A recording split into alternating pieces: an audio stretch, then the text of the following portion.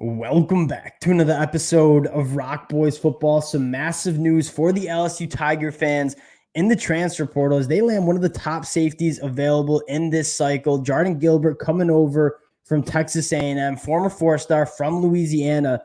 This one makes a lot of sense for a multitude of different reasons. One, Louisiana native, that certainly makes sense. But more importantly, this was the number one position group that LSU needed to target in the transfer portal. And they get a guy that is extremely versatile, he's experienced, and he's talented. And that's exactly what boxes you're trying to check in terms of getting guys out of the transfer portal. Really excited to get into Jardin Gilbert, talk a little bit about how he's going to fit in to this LSU defense. Before we do, just want to say thank you to you guys. The amount of support y'all have shown for all of these transfer portal updates truly means a lot. I've been having a blast doing it, talking ball with you guys in the comment section. If y'all do enjoy the content, consider subscribing to the channel. And without further ado, let's get into Jardin Gilbert. And the first thing that jumps out of the sheet in terms of Jardin Gilbert is his versatility. And when you're trying to build depth, specifically in the back end of a defense, it's really important to have guys that can cross-train and can play a lot of different positions and do a lot of different things.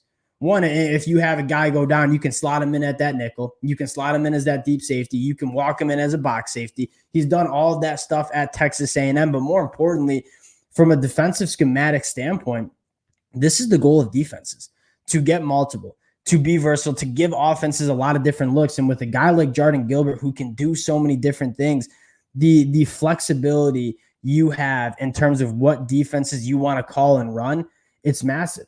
And looking at Jardin Gilbert, talking about that versatility, going back to his 2022 year at Texas A&M, 191 snaps as a box defender, another 180 as that nickel back roll, and then another 340 as that free safety. He has the ability to play that center field safety role. He has the ability to be a box safety as a run defender, and he has the ability to match up in man coverage in that nickel role as well. So you're checking off all those boxes in terms of that versatility you are looking for. In that 2022 year, 61 tackles, 2 interceptions, 4 pass breakups, faced 25 targets, only gave up 14 catches. He's a guy that can get it done in man coverage. He can play that center field spot. And you look at how he fits into this LSU secondary, I think the national media is not very high on this LSU secondary.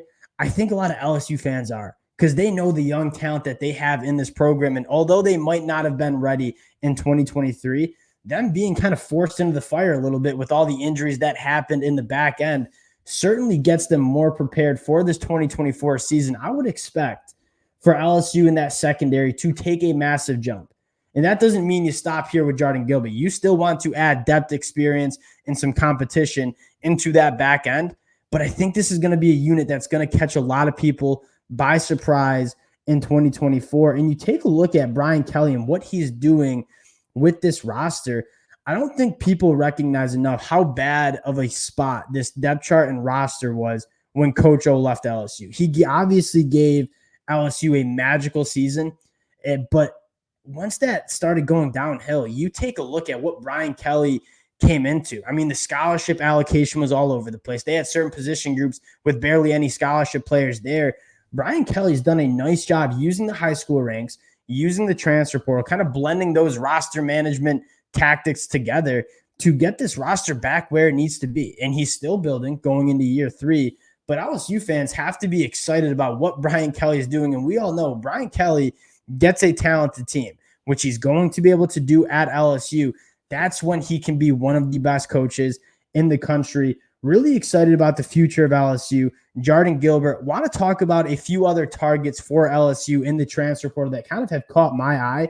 The first one we're going to, sticking in that secondary, sticking with a Louisiana native, is the Cameron Richardson coming over from Mississippi State. And as kind of an NFL draft fan, this is a guy that you saw a lot of buzz in as an NFL draft prospect going back to this summer.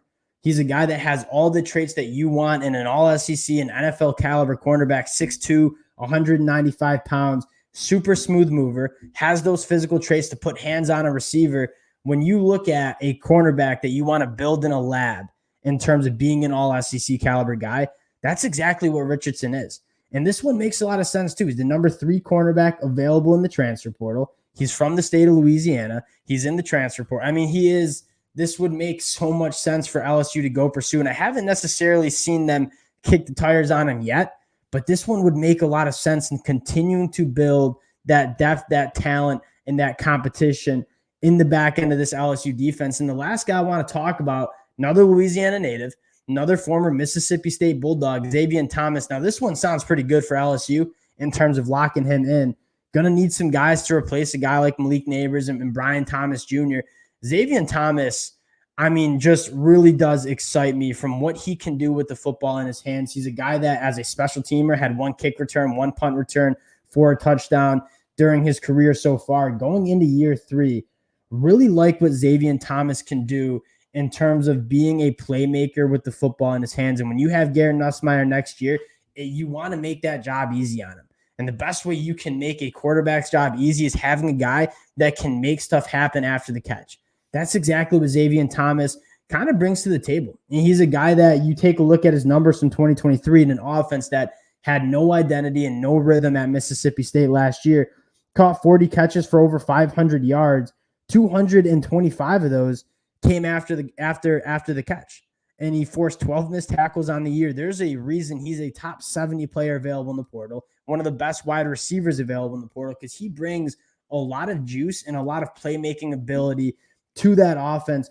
Those are some of the names that I would like to see LSU maybe grab in the transfer portal. You have former Vanderbilt quarterback A.J. Swan coming in on a visit as well. And A.J. Swan's not going to be the starting quarterback regardless if he commits to LSU or not.